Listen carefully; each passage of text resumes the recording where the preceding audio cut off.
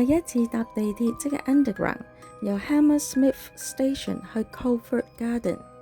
今日 last day 啦，我哋呢一團嚟參觀呢個共濟會。直望前面嗰座就係啦。雖然呢，我就有聽飛哥嘅節目啦，但係呢，我自己都係成日會撈亂共濟會、光明會嘅人嚟嘅，咁所以呢，其實我對呢一個組織呢，其實就唔係太過熟絡啦，或者唔係太過熟悉啦。呢一個神秘組織究竟係點嘅呢？我哋一齊入去睇下。一入到去呢，其實個大堂你都覺得好華麗、好 grand 嘅感覺啦。然之後呢，佢哋只係開放一樓俾大家參觀嘅。當日仲咁啱呢，係有一團嘅 local tour， 係有一團參觀，但係淨係畀佢哋嘅會員先可以參觀得嘅。但係我哋照舊依然可以去喺一樓嗰一層嘅展館嗰度隨便去瀏覽去睇咯，自己睇。咁展覽館入邊呢，就好多書籍啦、畫啦，好多杯碟嘅用具啦。另外其實形形色色乜嘢都有㗎，襟章啦，甚至乎連毛公仔都會有嘅。而最深刻嘅呢，就係而家見到呢一張好大張嘅凳。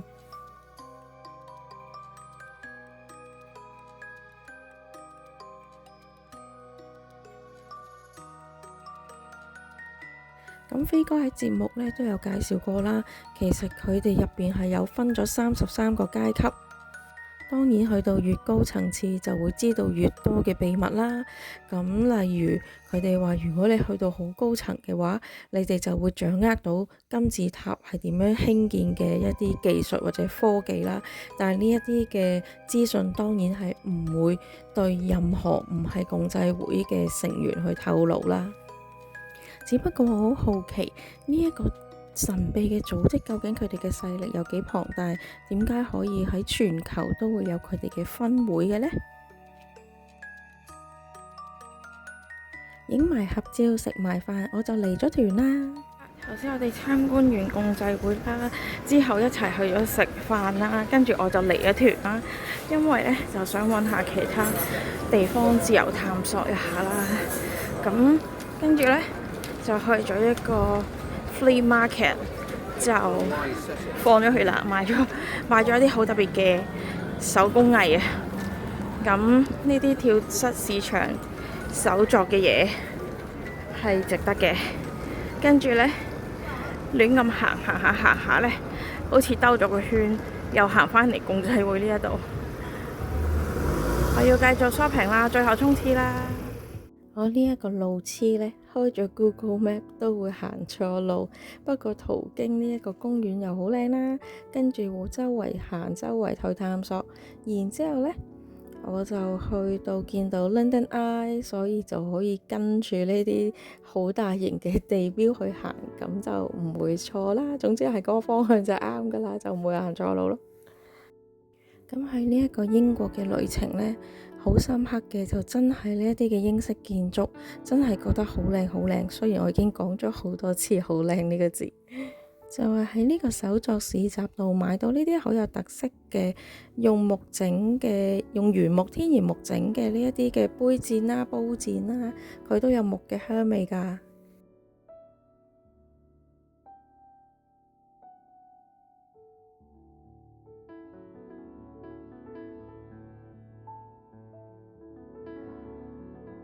終於揾到 Covent Garden 呢一間 Uniqlo， 去買咗呢個聯乘 London Underground 嘅 T 恤做手信啦。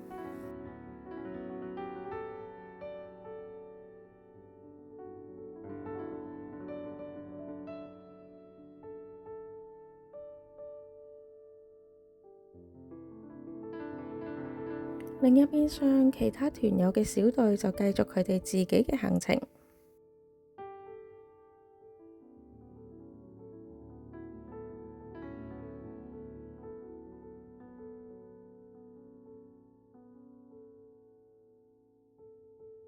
然之後沿住泰晤士河嘅方向，就會睇到倫敦嘅最 common 最大嘅景點啦。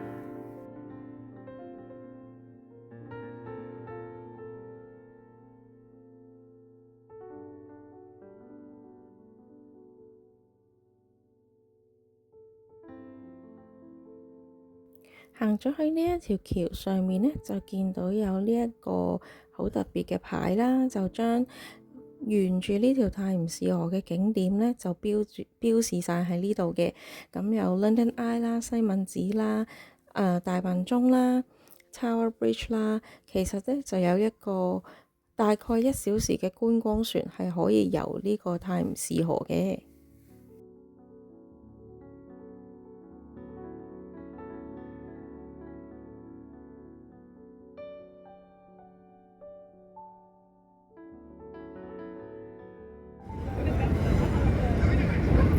London Eye， 我冇坐呢個觀光船。如果坐呢個觀光船呢，就可以去睇倫敦大笨鐘啦、Tower Bridge 啦、London Eye 啦，呢啲著名嘅景點，其實係有一個小時嘅船嘅 tour 嘅。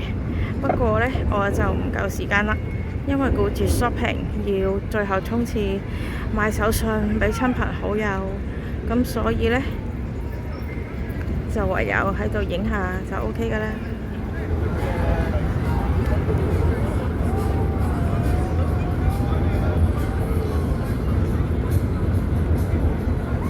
影咗就當自己去咗啦。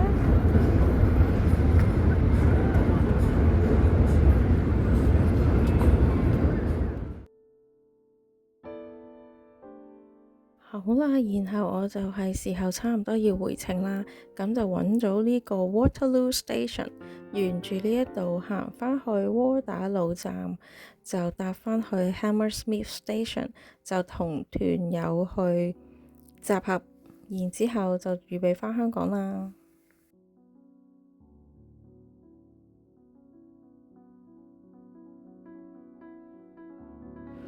而家已經係夜晚9點13分啦，仲未天黑啊，係咪好奇怪呢？